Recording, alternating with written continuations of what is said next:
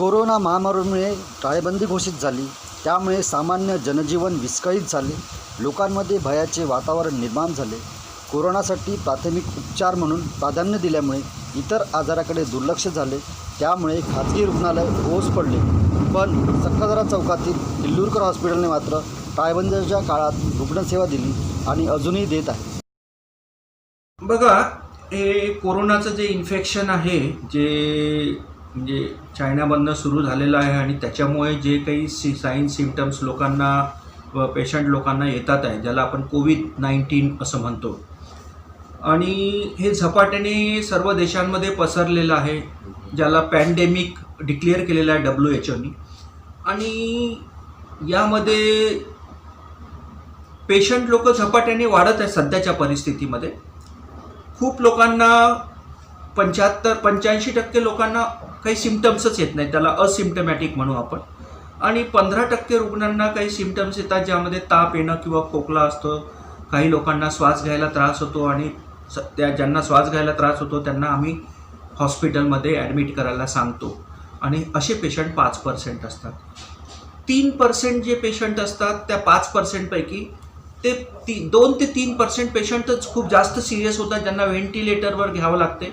आणि अशातल्या काही रुग्णांना, म्हणजे जे 60 वर्षे वयाचे पेक्षा जास्त असतात किंवा छोटे मुलं असतात 10 वर्षापेक्षा लहान, ते लोक जास्त सिरियस होतात आणि ते दगावण्याची शक्यता जास्त असते. कारण त्यांना कोमॉर्बिडिटीज असतात. कोमॉर्बिडिटीज म्हणजे काही रुग्णांना BP असते, शुगर असते, कोणाला कॅन्सर असतो, कोणाची किडनी फेल झालेली असते, कुणाचे खूप काही ऑपरेशन झालेले असतात, किंवा कोणी दमाचे पेशंट असतात, कोणी स्टेरॉइडवर असतात. तर ज्यांची इम्युनिटी कमी असते अशा लोकांना दगावण्याची शक्यता जास्त असते. परंतु असे पेशंट फार कमी असतात.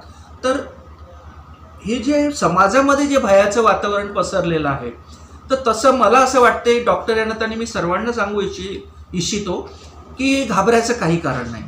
जर आपण विशेष काळजी घेतली, बरोबर काळजी घेतली.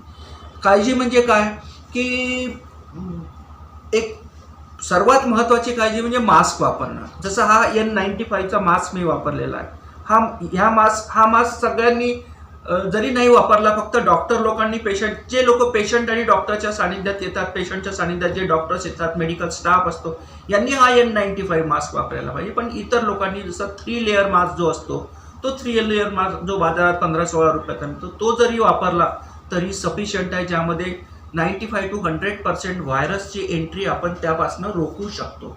तर हा मास्क वापरणं लोकांना फार आवश्यक आहे. तो वापरला आणि सोशल डिस्टन्सिंग आपण ठेवलं, म्हणजे एक 3-4 फुटापेक्षा थोडंसं दूर राहून आपण बोलणं चालणं सगळं केलं, तर मला असं वाटते की, आणि बाकी जे काही पुष्कळसे इन्स्ट्रक्शन्स आहेत ते त्यांनी पाळले, तर मला असं वाटतं की लोकांनी घाबरायची काही गरज नाही आहे याच्यामध्ये.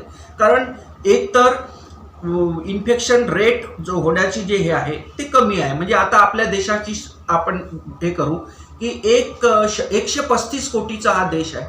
आणि ह्या 135 कोटीच्या देशामध्ये गेल्या जवळपास मार्च महिन्यापासून 4 महिने होत आहे. ह्या 4 महिन्यामध्ये आतापर्यंत माझ्या अंदाजाने 4 लाख लोकांना हा झालेला आहे कोरोना. तर 135 पैकी फक्त 4 लाख लोकांना झाला.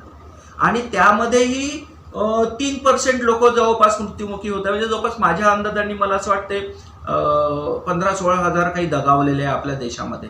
तर हे आपल्या देशाच्या एवढी घनदाट, एवढं जास्ती लोकसंख्या आहे, एवढे म्हणजे त्याला आपण म्हणू की पर स्क्वेअर किलोमीटरमध्ये सगळ्यात जास्ती लोक आपल्या देशामध्ये आणि चायनामध्ये राहतात. एवढी घनदाट वस्ती असल्यानंतर सुद्धा एवढ्या कमी प्रमाणात त्या मानाने आपल्या देशामध्ये इन्फेक्शन झालेलं आहे. आणि त्यातही जे बाहेरच्या जगामध्ये, बाहेरच्या देशांमध्ये जे 4-5% पासून 8% पर्यंत लोक दगावतात, आपल्या देशामध्ये 2.8 दगावण्याची शक्यता, मॉर्टॅलिटी रेट ज्याला आपण म्हणू आहे. तर एवढा कमी डेथ रेट आहे. आणि तेही लहान मुलांना किंवा 60च्या वरती जे आहे त्यांनाच त्याचे चान्सेस जास्त आहे. जे यंग जनरेशन जे आहे, जे आपल्या देशामध्ये खूप जास्ती आहे, त्यांना दगावण्याची शक्यता फार कमी आहे. तर त्यामुळे काही घाबरायचं कारण नाही असं मला वाटतं. फक्त रिसेंटली एक 2-3 दिवसापूर्वी ICM यांनी डिक्लेअर केलेलं आहे की त्यांनी परमिशन दिलेली आहे रॅपिड अँटीजन टेस्ट करायसाठी. हे अँटीजन म्हणजे जे कोरोना व्हायरस जे असते, ते कोरोना व्हायरसच रॅपिडली आपण टेस्ट करू शकतो. म्हणजे कोरोना व्हायरस आपण ज्याला म्हणू आपण अँटीजन असतो हा. आणि आपल्या बॉडीमध्ये जी इम्युनिटी तयार होते ती अँटीबॉडीजच्या रूपाने तयार होते, आपली बॉडी तयार करते त्याच्या विरुद्ध डिफेन्स. तर ही जे अँटीजन रॅपिड अँटीजन जी टेस्ट आहे, ही टेस्ट म्हणजे याच्यामध्ये एक 6 ते 12 म्हणजे 6 तासापर्यंतच रिझल्ट येऊन जातो, आपल्याला फास्ट रिझल्ट मिळतो. आणि नाहीतर आधीचे जे रिपोर्ट्स यायचे, जे टेस्ट करायचे, याच्यामध्ये 1 ते 2 दिवस लागायचे.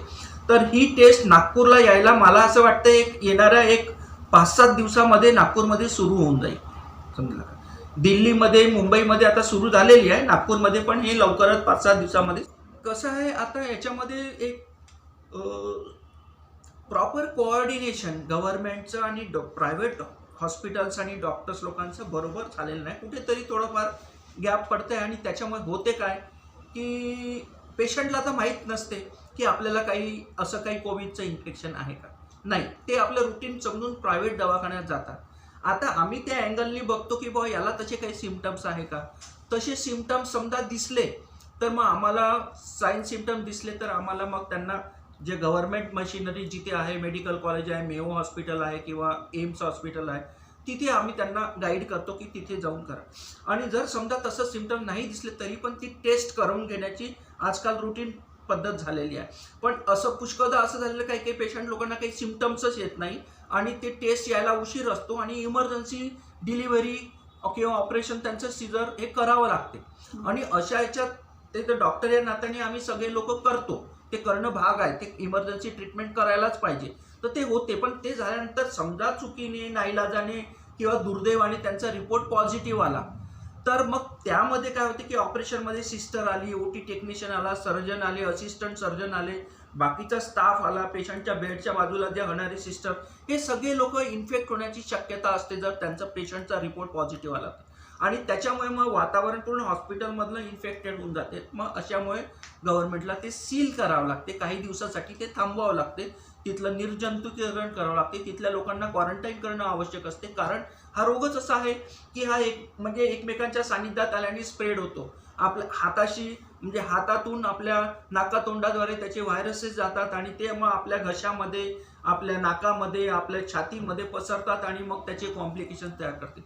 आणि ही जी आहे आपले हात, हे असं आहे की आपल्या लोकांना म्हणजे त्याच्याशिवाय काही होऊच शकत नाही. समजलं का? म्हणजे कुठेही गेलं तरी बिना हाताने किंवा नाकातोंडाला आपला हात लागला तर ते जर्म्स पसरतात आणि आपल्या हात कुठेही. आणि आपल्या लोकांना सवयी तेवढ्या नसते मास्क घालायच्या किंवा सॅनिटायझेशन प्रॉपर करायचं, प्रॉपर वारंवार हात धुवायचे. ही जी पद्धत आहे ती तेवढी नाही आहे प्रचलित. आणि पुष्कळ मी पाहिले की टाळतात, अवॉइड करतात. काही लोक तर मास्क घालून येतात आणि मग पुढे कोणाच्या समोर बोलायचं असलं तर मग काढून बोलतात. असंही होते. ठीक आहे. तर याच्यामुळे काय होते की इन्फेक्शनचे चान्सेस जास्त. मी डॉक्टर चंद्रशेखर गिल्लूरकर, सल्लागार चिकित्सक व मधुमेह रोग तज्ञ, Gillurkar multi speciality hospital, Reshimbag, Nagpur.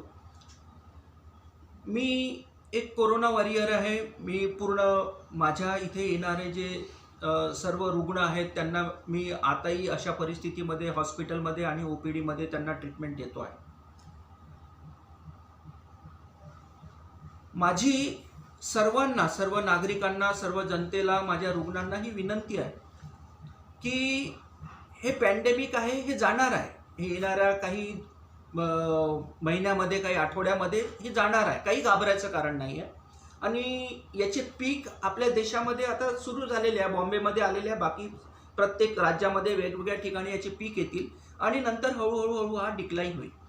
या परिस्थितीमध्ये आपल्याला काही न घाबरता याचा सामना करायचा आहे. आणि याचा सामना कसा करता येईल तर काही गोष्टी मी तुम्हाला सांगू इच्छितो. ते लक्षात ठेवायचं की नेहमी घराच्या बाहेर निघताना आपला ट्रिपल लेअर मास्क वापरायचा. दुसरी गोष्ट की कोणाशीही बोलताना मास्क घालून बोलायचं. मास्कचा वापर शक्यतोवर मॅक्झिमम करायचा. वारंवार साबणाने हात धुवायचे. जिथे साबण नसेल आपल्या खिशामध्ये सॅनिटायझर ठेवायचं आणि सॅनिटायझरने हात योग्य रीतीने पुसून स्वच्छ करून मगच ते हात आपल्या नाकाला, तोंडाला, चेहऱ्याला लावायचा असेल तर तुम्ही लावू शकता. पण कधी पण चेहऱ्यावर हात जायच्या वेळेला हे लक्षात ठेवायचं की आपले हात चांगले आहे की नाही आहे. आणि नसेल तर सॅनिटाईज करून लावायचं. ही सवयच तुम्हाला लावायची. हे नेहमी तुमच्या डोक्यात ब्रेनमध्ये टाकून द्यायचं की बस आपल्याला हे केल्याशिवाय हात लावायचा नाही चेहरा. एवढं जर केलं तर आपण फार प्रमाणात या रोगांवर स्वतःला होऊ नये म्हणून याची आपण बचाव करू शकतो. दुसरी गोष्ट की हे झाल्यानंतर आपली इम्युनिटी चांगली ठेवली पाहिजे असं मला वाटते. आणि इम्युनिटी डेव्हलप करायसाठी मी काही गोष्टी तुम्हाला सांगतो की एक डाएट, आपलं प्रॉपर डाएट म्हणजे जो योग्य समतोल आहार जो असतो तो समतोल आहार व्हायला पाहिजे. समतोल आहार म्हणजे काय की योग्य प्रमाणात प्रोटीन, योग्य प्रमाणात कार्बोहायड्रेट, योग्य प्रमाणात फॅट्स आणि योग्य प्रमाणात फायबर आणि व्हेजिटेबल्स आणि फ्रूट्स, हे सर्व आपण जर बरोबर आपल्या खाण्यापिण्यात जर असलं तर आपली इम्युनिटी चांगली राहते. त्यामध्ये मी म्हणेल की काही विटॅमिन्स आहे, फॉर एक्झाम्पल विटॅमिन सी आहे, विटॅमिन ई आहे, विटॅमिन B6 आहे, झिंक आहे. हे पदार्थ आपली इम्युनिटी वाढवण्याला मदत करतात. प्रोटीन्स आहे, प्रोटीन्स आपली इम्युनिटी वाढवायला मदत करतात. तर जर अजून एक गोष्ट सांगू इच्छितो की जसं फॉर एक्झाम्पल आपली गाजर आहे, टमाटर आहे, लिंबू आहे, आवळा आहे, संत्र आहे, मोसंबी आहे, ब्ल्यूबेरीज म्हणून एक फळ ज्याच्यामध्ये अँटीऑक्सिडंट सत्य आहे, गार्लिक आहे, हळद आहे. ह्या गोष्टींनी सुद्धा आपली इम्युनिटी वाढते. तर ह्या गोष्टी आपल्या जेवणामध्ये वारंवार ठेवायच्या. नंतर फिश आहे, अल्मंड्स आहे म्हणजे बदाम आहे, अक्रोट आहे, पिस्ता आहे, यांनी सुद्धा आपली इम्युनिटी वाढायला मदत होते. तर खाण्यामध्ये बॅलन्स डाएट. त्यानंतर दुसरी गोष्ट की एक्झरसाइज. दररोज 30 ते 40 मिनिट रेग्युलर एक्झरसाइज करायची. त्यामध्ये योगासन, प्राणायाम, कपालभाती, अनुलोम विलोम हे सगळे जे आहे ह्या गोष्टी करू शकतात. वेगवेगळे आसनं करायचे आणि फास्ट वॉकिंग करायची. हे जर ठेवलं तर आपली त्यांनी इम्युनिटी वाढू शकते. त्यानंतर वाईट सवयी लावू नका. म्हणजे सिगरेट स्मोकर असेल तर त्यांनी सिगरेट बंद करायला पाहिजे. जर अल्कोहोल घेत असेल तर त्यांनी ते सध्याच्या काळात पूर्ण बंद करायला पाहिजे. आणि आपली प्रॉपर झोप घ्यायला पाहिजे. दररोजची 7 ते 8 तास झोप घेणं आवश्यक आहे. आणि जर काही ताणतणाव आपल्यामध्ये असेल तर तो काढून टाकायचा. सध्या सर्वात महत्त्वाचं आहे की खुश राहायचं आहे. खुश राहा, आनंदी राहा आणि दुसऱ्यांना पण आनंदी ठेवा. बस हा माझा सल्ला आहे. हे तुम्ही बरोबर पाळा. काही होत नाही, 2-3 महिन्यामध्ये सर्व ठीक होणार आहे. ही काही दिवस आहे, त्या 2-3 महिन्यानंतर आपल्यामध्ये याची हर्ड इम्युनिटी डेव्हलप होईल. हळूहळू आपल्याच शरीरामध्ये अँटीबॉडीज तयार होणार आहे आणि आपण फ्री होणार आहोत. आणि नाही झाली तर काही व्हॅक्सिन्स आपल्या बाजारामध्ये नोव्हेंबर-डिसेंबरमध्ये व्हॅक्सिन्स येणार आपल्या इंडियामध्ये, तर ते आपण लावून घेऊ. त्याच्यानंतर आपण फ्री होऊन जाऊ. काही घाबरायची कारण नाही. तर माझा हा सल्ला आहे की तुम्ही mask, social distancing, sanitiser, repeated hand washing आणि प्रॉपर इम्युनिटी वाढायसाठी एक्झरसाइज, आपला डाएट आणि खुश राहणं आणि वाईट सवयी बंद करायचं, झोप चांगली घ्यायची. बस आपण याला नक्कीच मात करू याचा मला आत्मविश्वास आहे.